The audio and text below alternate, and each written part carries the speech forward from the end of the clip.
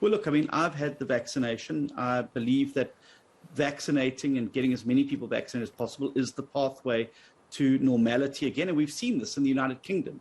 Um, but I think that we need to be very careful when we start talking about mandatory vaccinations. I think that gets people's backs up.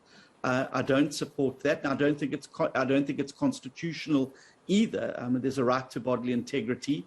It's enshrined in the Constitution. And I think that anybody who doesn't want to be vaccinated, well, that's their personal choice. I happen to believe in the vaccination process. I happen to believe that the more people we can get vaccinated, the sooner we can get back to some form of normality. And as I said, there's cases where this is very clearly the thing. The UK is almost returned to normal. Many other countries where they've reached the critical stage of vaccination have done so.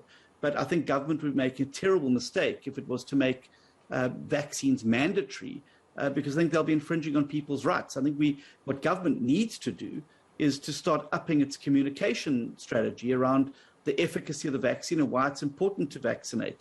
I think that they've allowed far too much space on particularly social media and other platforms for people who are peddling fake news and other things around vaccines to prevail. So I think government's got to get a lot more aggressive in its communication with citizens rather than holding out the spectre of mandatory vaccines. I believe in freedom of choice, and I think that it's any person's right to decide what they will or will not do with their own body. I don't think it's a government's right to tell people what they shall and shall not do with their body. But as someone who's taken the vaccine, I certainly would be encouraging as many people to do so.